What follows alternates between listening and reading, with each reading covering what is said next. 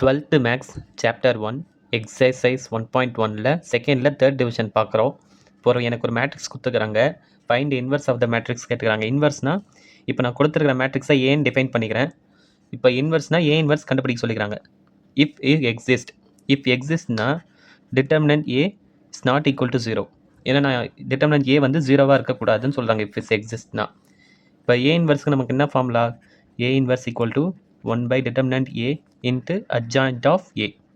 இதான் நமக்கு formula. A inverse equal to 1 by determinant A into adjoint of A. இப்போ நமக்கு என்னென்ன தேவை? டிட்டர்மினண்ட்டும் அட்ஜாயிண்ட்டும் தேவை. இப்போ நான் ஃபஸ்ட்டு டிட்டர்மினன்ட் கண்டுபிடிக்கிறேன். டிட்டர்மினன்ட் A equal to இப்போ கொடுத்துருக்க மேட்ரிக்ஸை ஃபஸ்ட்டு எலமெண்ட் 2 வச்சுக்கிட்டு இது டிட்டர்மினன்ட் மைனர் எடுத்தால் 4 2s are 8. இதை ரெண்டுத்தையும் மல்டிபிள் பண்ணணும். சப்ராக்ட் இதை ரெண்டுத்தையும் மல்டிபிள் பண்ணி எண்ணணும். 7 1s are 7. ப்ளஸ்ஸு மைனஸ் ப்ளஸ்ன்னு பிரிப்போம். இப்போ +2 அப்படியே போட்டேன். அப்போ -3 வரும் வெளில. இப்போ இந்த 3ன்ற எலமெண்ட்டோட ரோவையும் காலத்தையும் மறைச்சிக்கிட்டா 3 பேலன்ஸ் இருக்க நம்பரை மல்டிபிள் பண்ணிடணும். 3 2s are 6 மைனஸ் ஃபார்முலாவில் இருக்குது. 3 1s are 3.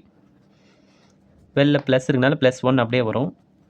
இந்த 1ஓட எலமெண்ட்டை ரோவையும் காலத்தையும் மறைச்சிக்கிட்டா 7 3s are 21 minus 3 4s are 12. இப்போ 2 அப்படியே தான் இருக்கும். 8 minus 7 1 வரும். -3 அப்படியே தான் இருக்கும். 6 minus 3 3 வரும். +1 அப்படியே தான் இருக்கும். 21 minus 12 9 வரும். இப்போ நான் இதை மல்டிபிள் பண்ணால் 2 1s are 2 அப்படியே தான் வரும். -3 3s are 9. வெளில மைனஸ் இருந்தாலும் அப்படியே வரும். +9 +9 -9 கேன்சல் ஆகிடும். இப்போ டிட்டர்மினன்ட் A equal to 2ன்னு கிடச்சிருக்கு. Which is not equal to 0 தானே. அப்போ A இன்வர்ஸ் எக்ஸிஸ்ட்னு சொல்லலாம். A இன்வர்ஸ் எக்ஸிஸ்ட் அப்படின்னா நம்மளால் ஏ இன்வர்ஸ் கண்டுபிடிக்க முடியும். ஏன்னா இங்கே டிட்டர்மினன்ட் ஏவோட வேல்யூ 0வாக இருந்துச்சுன்னா 1/0 அது வந்து இன்ஃபினிட்டி ஆகிடும். ஸோ அது நம்மளுக்கு ப்ராப்ளம் ஆகிடும் சம்மில். அப்போ நம்மளால் ஏ இன்வர்ஸ் கண்டுபிடிக்க முடியும். இப்போ நெக்ஸ்ட் அட்ஜாயிண்ட் கண்டுபிடிக்கலாம்.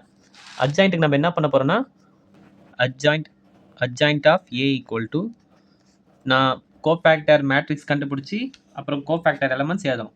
கோஃபேக்டர் மேட்ரிக்ஸ் நம்ம எப்பவுமே எப்படி கண்டுபிடிப்போம்?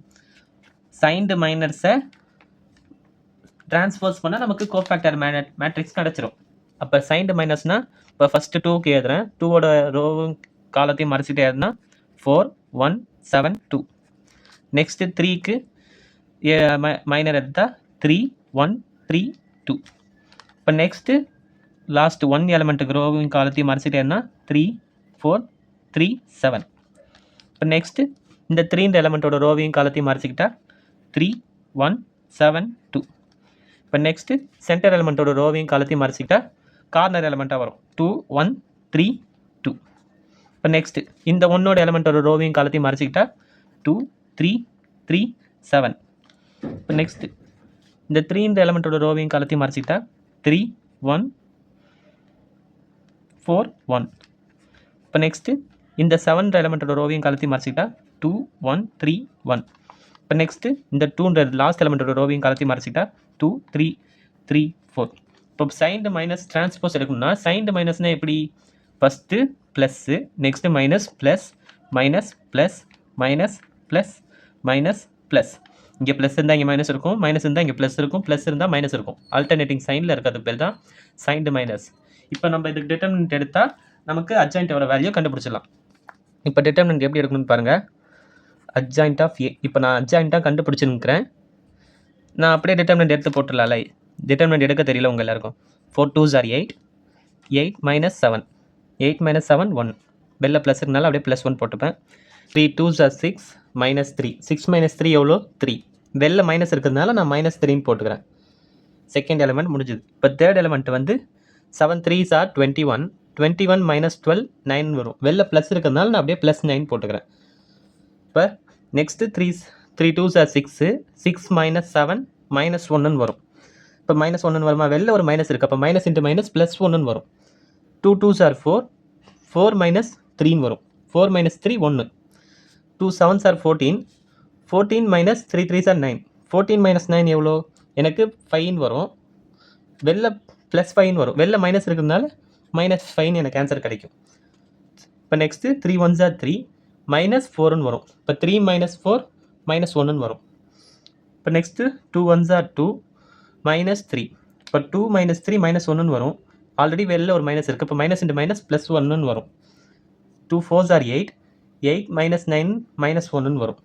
வெளில ப்ளஸ் இருக்கிறதுனால நான் அப்படியே மைனஸ் 1ன்னு போட்டுப்பேன், எனக்கு எந்த பிரச்சனையும் இல்லை. இப்போ இதுக்கு நம்ம அட்ஜாயின் கண்டுபிடிச்சிட்டோமா? நான் சார் இல்லை, நம்ம இன்னும் டிரான்ஸ்போஸ் கண்டுபிடிக்கல. டிரான்ஸ்போஸ் கண்டுபிடிச்சாலும் நம்மளுக்கு அட்ஜாயிண்ட்டாக வரும். அட்ஜாயிண்ட் டிரான்ஸ்போஸ்னால் என்ன பண்ணும்? ரோ எலமெண்ட்டை காலம் எலமெண்ட்டாக எழுதும். இப்போ இந்த ரோ எலமெண்ட்டை காலம் எலமெண்ட்டாக எழுதும். 1 -3 9, 1 1 -5 -1 1 -1.